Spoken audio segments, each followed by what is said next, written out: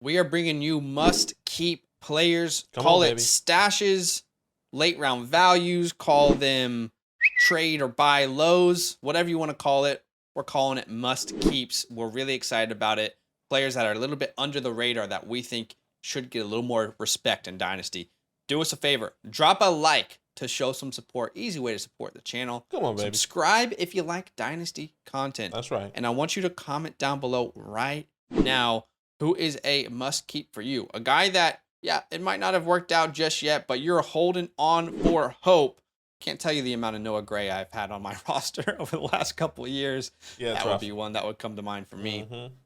So, if you guys want access to our rankings, articles, bonus content, etc., go ahead and check out flockfantasy.com/land. Use our code LAND, L-A-N-D, when signing up for 30% off memberships. If you like videos like this and articles where you can find little values, then it's a great site to go ahead and unlock a bunch of bonus content from everyone on the site. And it's a 2-day free trial, so go ahead and give it a go. Yeah. All right, must keeps, Badake. I will go ahead and go first here. Sure, go for it. Rashid Shaheed. Rashid Shaheed. I'm really excited about this take. I feel very confident in telling you about Rashid Shaheed. According to the community, he's wide receiver 74. According to myself, I have him ranked as wide receiver 70. I just think, firstly, I don't think anyone's ever sat down and told you who Rashid Shaheed was. I could be wrong, but I don't think anyone's actually sat down and said, this is who this guy is that just came out of nowhere this year. Right. At 6 foot, 180 pounds, he played college ball at Weber State. Weber State. If Weber State sounds familiar to you, you're probably an NBA fan, and you probably know that's where Damian Lillard came from. And small school, but put himself on the map in the NBA. I would say put Weber State on the map in the NBA. But he is the only player in school history to earn All-American honors 4 times. He set the FCS all-time record for career kickoff return touchdowns with 7. He has over 5,400 all-purpose yards, which ranked 3rd all-time for the program. He has over 2,100 receiving yards and 18 touchdowns. He is like this weapon-type player. Think LaMichael James. Think at his ceiling, potentially Devin Hester-type player. And let's now enter to that New Orleans Saints era. So how did that connection happen? Well, he wasn't drafted. He was signed as an undrafted free agent in May after the draft. Then he was demoted to the practice squad before the season began. Then in October of week 6, he was called back up to the first team. In week 6, his first touch, you guys might remember this, his first touch was a 44-yard touchdown on an end around. And we all saw that speed. If you were watching Red Zone, I believe at the time it was Red Zone. I don't remember. I saw that play and I thought, holy, who the hell is that? That speed is not normal. Like, you could visibly see a difference just with game speed, that he is not in the same category as these other guys speed wise. And then his second game, you might remember this. It was Thursday Night Football versus the Cardinals. He caught a 53-yard touchdown, burnt the cornerback and the safety, and Andy Dalton just placed the ball beautifully for a beautiful touchdown.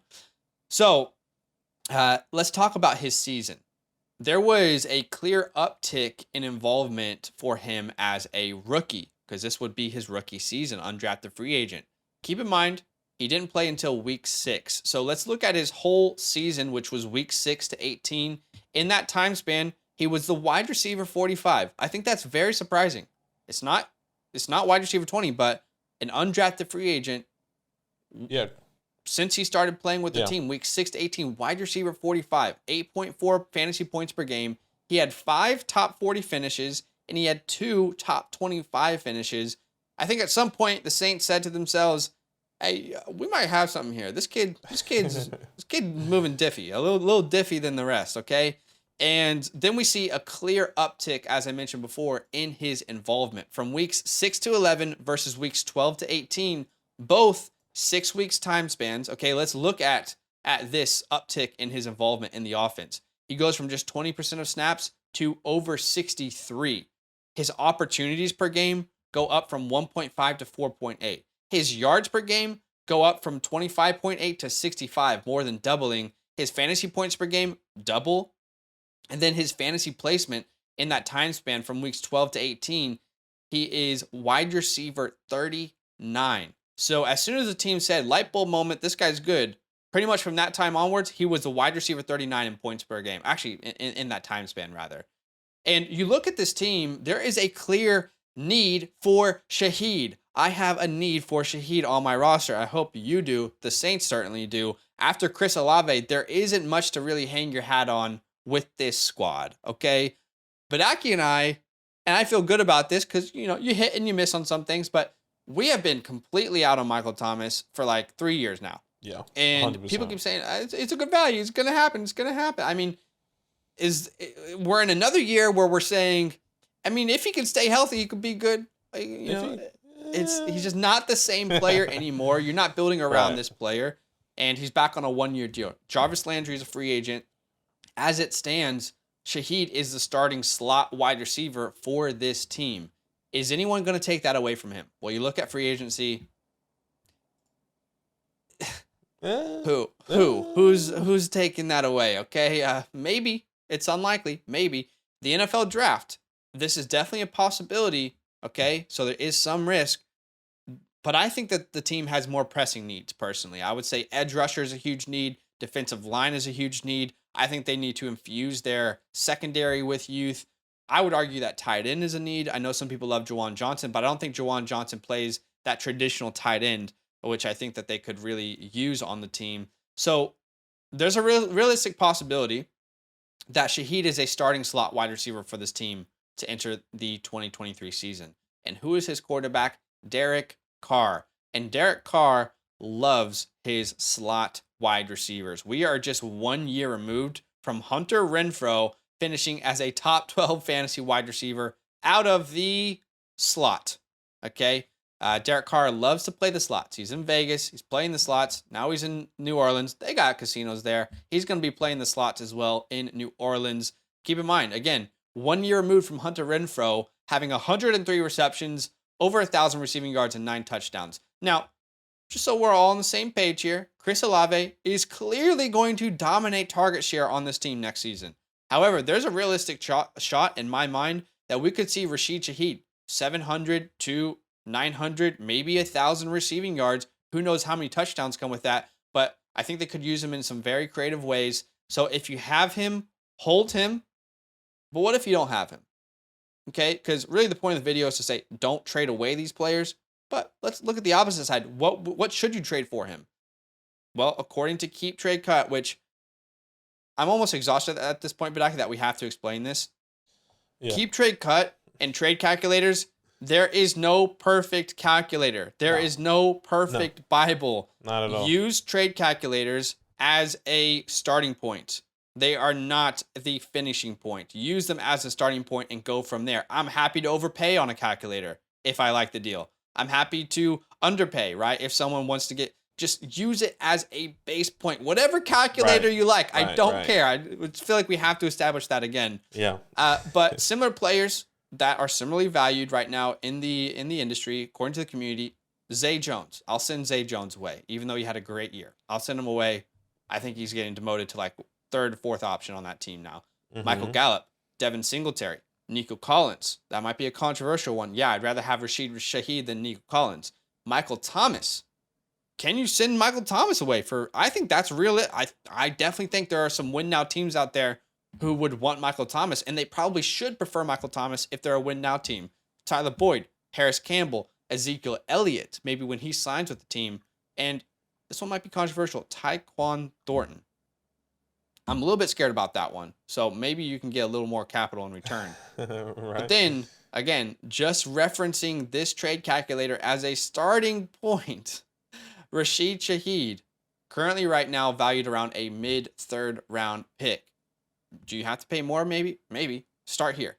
Start here. That's what we're trying to tell you guys. So I love this Rashid Shaheed take. Personally, I'm hyping myself up. I mean, I want to go get him. I actually... this is how available he is. Wide receiver 74, was it? Yep. I checked in one of our leagues. We have like 12 Dynasty leagues that we play in. In one of our leagues, which we only have about 10 bench spots, so it's a smaller waiver wire than most of you guys out there, he was available. Went and picked him up last night. And then I sent out a bunch of trades. So we'll see what kind of return comes. We'll Yeah, see. I think you can get this guy on the low. Yeah, I like Rashid Shaheed. He was somebody that I was gonna bring in until I saw the script. But good pick for sure. All right, my first player here is KJ Osborne, and he's currently according to the community wide receiver 69, and he is my wide receiver 74. So there's still a little bit of a gap there between me and the community, but I think if we all know who KJ Osborne is, he plays for the Minnesota Vikings. He was stuck behind Adam Thielen, Justin Jefferson for the past, I guess, 3 years now, right? But we've seen him kind of elevate his game, take his game to the next level in the past couple of years, especially this past year. 62 receptions, 88 targets, over 600 yards, 6 touchdowns, finished as wide receiver 45. Had a really good end of the season, even during the playoffs when he was playing my beloved New York Giants. And you can see the difference here from weeks 1 to 14 and 15 to 18. You can see the uptick in productions.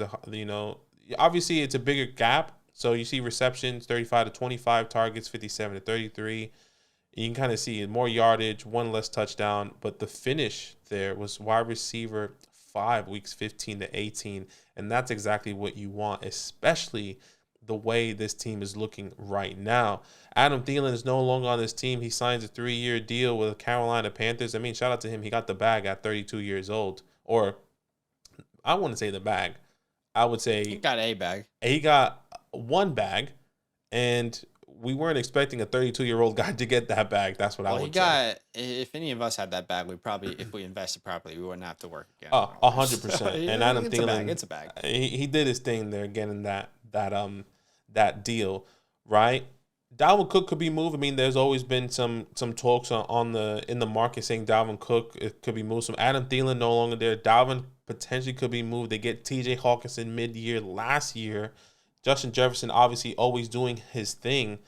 Now KJ is in a position to step up, right? Adam Thielen is leaving over 100 yards in this past year, and he's always been a guy that's been averaging around that 100-yard mark per year.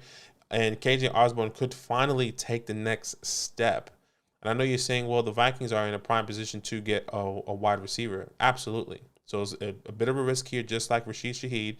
But if they do not go wide receiver, because they do need a lot of other options. They need a linebacker, cornerback. I mean, we saw how bad the defense was. It was slow. They couldn't keep up with a lot of people, and they could get another wide receiver. Maybe that's in the second, in the third round, whatever the case may be.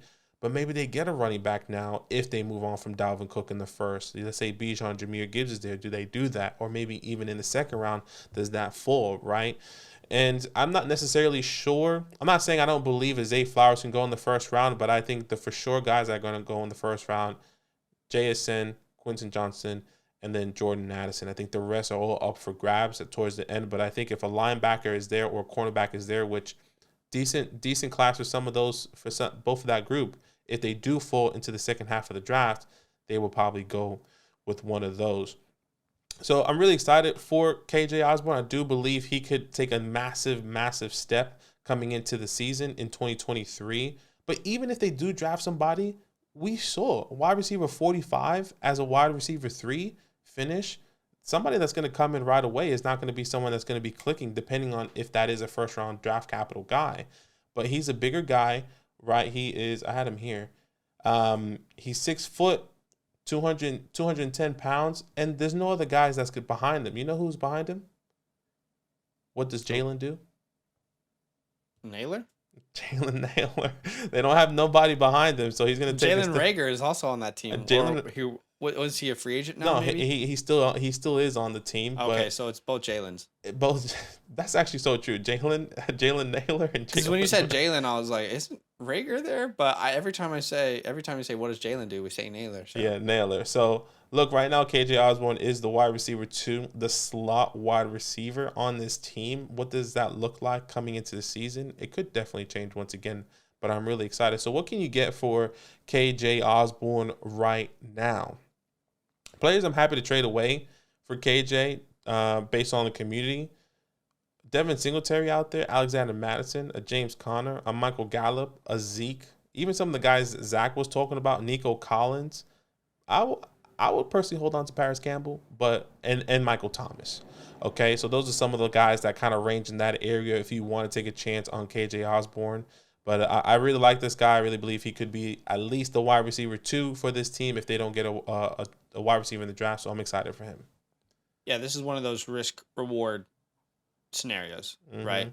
They draft a wide receiver, that sucks, right? In the first or second round. It's gonna be a lot for some of these guys, I think. Yeah, if they don't, then you've got potentially a guy who's gonna skyrocket in value. All right, my second must keep, and I've talked about this player before this offseason, but I always want to stay true to who I think is the best player for the topic, and for me that would be Trey McBride. Trigger Trey. According to the community, he is tight end 16. He is my tight end 14. Keep in mind, in the 2022 NFL draft, he was the first tight end drafted, and he is the only tight end to go before round 3. He was the only round 2 guy. There was no one in round 1. And all last season, he was stuck behind a very good tight end in Zach Ertz, who looked like prime Zach Ertz until he tore his ACL in week 10. From weeks 1 to 10, Trey McBride had 4 receptions, 31 yards. Rookie tight end, takes them a while to develop. We know this. Stuck behind a very good guy in his prime. I think he looked like he was in his prime personally. But looking now in 2023 and beyond, we've talked about it a lot, but this Cardinals team, like this is all about youth for this team. They are wanting to get younger. Not only have they vocally said that, but they're doing it with the moves that they're making. This is the definition of a gap year. Every time you put on a Cardinals game in 2023, the conversation is going to be, well, Kyler Murray's back. This team's awful, but Kyler Murray's back soon. They got a coach, and let's see what happens. Like that will be on nonstop return whenever they get games that are primetime games. So this team wants to get younger so they can compete beyond 2024. And if this team is looking towards the future, who does that massively benefit? Well, probably the guy they just spent a second-round pick on last year in Trey McBride. Again, this team is going to be bad, like very bad. And the only thing you're going to look forward to in a season like this is developing young talent. No J.J. Watt. He's gone. DeAndre Hopkins going to be traded. No Kyler Murray. No Zach Ertz. No Byron Murphy. He just left. No Zach Allen. He just left. This team is going to be really, really bad. And the main priority for them should be finding those valuable young pieces to build around. I think that massively benefits Trey McBride. And we could see a huge uptick now that Ertz has this injury and they're going in this new direction, right? Ertz is going to be 32 years old. He might be older entering the season. He's going to be recovering from an ACL. Trey McBride's going to be 23 and coming off his rookie season. If you look at Trey McBride's averages from weeks 1 to 10 when Zach Ertz was healthy, and then you look at it from weeks 11 to 18, there is a clear difference in the opportunities that he saw. Almost, in everything he's doubling, but snap percentage goes up to 82. Targets go up to 5 a game. Receptions go up to 3.5 per game. Receiving yards go up. I mean, they actually 10x. And then fantasy points, he goes from not even a point per game to almost 8 points per game, again, in his rookie season. And more importantly, we are looking at 229 vacated targets between DeAndre Hopkins, Zach Ertz, AJ Green, and Robbie Anderson. There are a lot of pieces at this pie available with a team that's probably going to be down a lot in a lot of games. Coming back, these little dump-off passes. I would not be surprised if Trey McBride has a great year. And just because of that, the situation is great for him. Let's not forget that he was ridiculously good in college. He won the John Mackey Award in 2021, which is an award for the most outstanding tight end. And in 2021, he was the first rated grade according to PFF. He was first in targets. He was first in receptions. He was first in receiving yards. He had the most first downs, and he was 5th in yards per route run. Great collegiate career, great NFL prospect, good draft capital in the second round, opportunities. Everything points toward Trey McBride having a potential really good second year. Do I think he'll be top 12? Not sure it happens this year, but I think top 15 is an absolute lock. And if he finishes at least top 15, I think a lot of people will be very hopeful about what this team could look like with Kyler Murray back under center in 2024. So if you have him, hold him. But if you don't, how about sending away some of these guys? Rashad Penny. This one hurts. This one's difficult for me because I really do think Rashad Penny this could be a huge year for Penny. I know Badake and I see it differently. Again, I think this could be a massive, massive year for Penny, and I actually want to make a video on him later. But I think Trey McBride is more valuable right now. Donovan Peoples-Jones you could send away potentially. Antonio Gibson, Alexander Madison Plus. There are people out there who think Alexander Madison Plus is going to be the workhorse of Minnesota. You can get Trey McBride plus picks. You can send Chig Okonkwo plus picks. Okay. I love Chig Okonkwo. I'm not anti-Chig, but I do prefer Trey McBride still over Chig. And then you can also send away Dalton Schultz plus picks. And if we're looking at what is like the value for him in the trade market, again, it's a reference, it's a starting point. A second round pick, late second round pick is what you're going to be looking at right now in the market. Okay, is that the 207? Is it the 212? Is it the 210? You decide with the person that you're making a trade with. But that's around where we can gauge his value right now. And Badake, you and I keep talking about how good this tight end class is. Here's the thing. If Mayer goes in the first round, if Kincaid goes in the first round, if Washington goes in the first round, if Musgrave goes early second, are any of those guys available at the 211? I don't think so. No, probably not. No so way. You're kind of getting ahead of that and getting a very good tight end prospect still who is just not the talk of the town right now. So that's just the way I'm viewing it right now. I think he's a great buy. And we know tight ends, it takes them a while to develop, so don't be surprised by the rookie season. It could be this year. Otherwise, I'm willing to hold him for another year as well. Yeah, I completely agree with this tight end position, and I do have another tight end I want to bring as well. And this one is definitely a bit of a risk, but I know a lot of people have invested in him in the past, and maybe are still trying to get him based off of the landing spot and what's happening with this team. And that's Jake Ferguson. Ferguson right now, according to the community, tight end 28. He's my tight end 33. So he did finish his tight end 48 last year, scored 2 touchdowns, had over 20 receptions. He had a decent year. Obviously, he was stuck behind Dalton Schultz. And we all know what Dalton did, finished as a top 10 tight end, was getting targets there with Dak Prescott and everyone. But, the biggest thing here for Jake Ferguson is the potential opportunity that is coming his way. And Zach kind of just hit the nail on the head there on the second half of his take about these tight ends being available. Michael Mayer, Dalton Kincaid. And that is a real possibility that the Cowboys could go for a tight end. Now they got rid of Dalton Kincaid and also Zeke.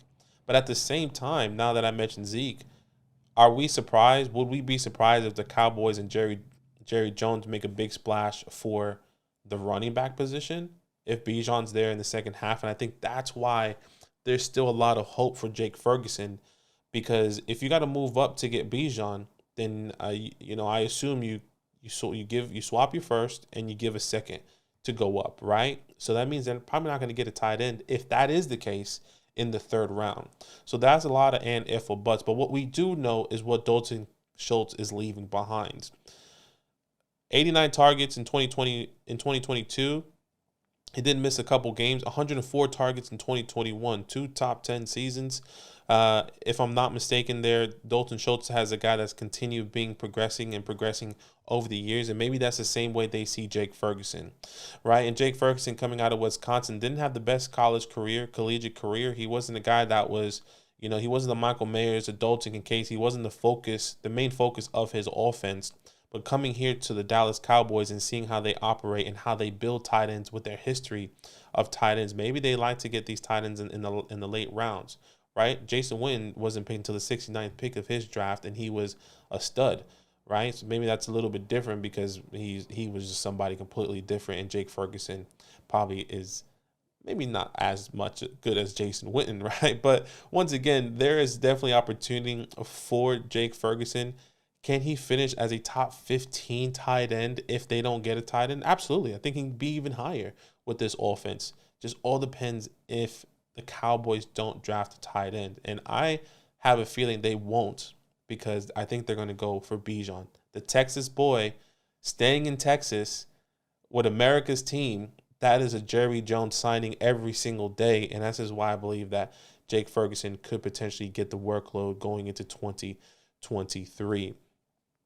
So the prices I'm willing to pay right now to acquire Jake Ferguson, Zamir White right now is a really good fit. I mean, obviously with Josh Jacobs staying there, I don't really see much of him coming on. Leonard Fournette, maybe I think you can trade him away. I think it might be a little bit difficult if he doesn't have a team right now. Clyde Edwards-Helaire, that is definitely risky. But we got to wait and see what the Chiefs do. Chuba Hubbard, now that Miles Sanders is there, and then Greg Dortch, according to community. Once again, these are all according to the community and players ranging around what Jake Ferguson is worth right now. And if you're willing to give up a pick, the 307 for Jake Ferguson right now. But I also question myself in this scenario. Okay, well, let's say I get a 3rd round tight end, 4th round tight end, and that is a Zach Kuntz, and he goes to a better team. Or goes just as a good team as Jake Ferguson. You know, you have to question that. And you have to use your own discretion in that area when it comes down to the 307 once we know these landing spots, right? So keep that in mind, right? But right now he's worth the 307. He could potentially rise once this Cowboys team hypothetically doesn't draft a tight end. Maybe he goes into the early 3rd to the late 2nd after that, right? So maybe get him now, take a chance, take a swing on it with the 307. But Jake Ferguson, a guy we all believe in. I know Zach has a lot of stock in him. I have some stock in him. Hoping and believing that he can take the next step for these Cowboys.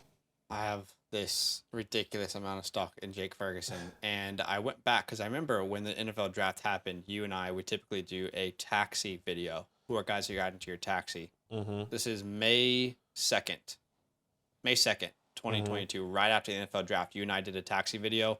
I had Jake Ferguson on that video, so I'm all aboard. I have a lot of him in my taxi squad. Yeah. And he kind of is very similar to Dalton Schultz. I know he is. Like the way he's a very similar prospect, very similar size, hand size, weight, height, college production. And I think it made sense for the Cowboys to move on. And I think they feel like they found a really good steal in the 4th round in Jake Ferguson. And one thing, I guess, kind of to close it off as well, because we only have a couple minutes, 2 minutes left here. They get Brandon Cooks because they were really missing the void in the wide receiver room, and I think that's exactly what Jerry wanted and what they needed. And Jake Ferguson, a guy that's still going to play in the middle of the field for Dak Prescott, and then however way they're going to utilize the running back. This is why I believe they're either going to go running back or maybe a defensive player, because they do need some more inside linemen for that defense. So I think they will probably wait on taking a tight end this year and go for a running back and some defensive players, and Jake can skyrocket for sure. I think Kindershot is a really good tight end too. So what will be annoying is if they go tight end like round 3 or 4. And it's just right on the edge there, and you're like, wait, what's going to happen here, you know? Yeah. Like Sam Laporta in the 4th round would be so frustrating because you don't know what to do with either of these guys then. But I think it's worth the risk, and I would definitely pay the 307 for Jake Ferguson. Yeah. So, and also, I feel fine moving on from Clyde. I just don't see a scenario in which he is someone you start again. Yeah. So it's going to be tough. I'm fine with it. All right. Those are some of our must keeps, and it can serve multiple purposes. Also, buy lows. Why don't you do us a favor, guys? Drop a like to show some support if you like the content, if you're vibing with us. Subscribe if you like Dynasty content. That's right. And we want you to comment down below right now what you think about the takes, and if there's other players that you are holding on to, even if you don't see any hope. You're just stubborn, like me with Noah Gray in some leagues. So appreciate you guys. Enjoy the rest of your night, and we will see you very, very soon. Now that those idiots are done talking, who needs some rankings? Hell yeah, I need some rankings. Then use promo code LAND, LAND, for 30% off any membership at flockfantasy.com. Oh. It's so easy, even your grandma could scan that QR code right there.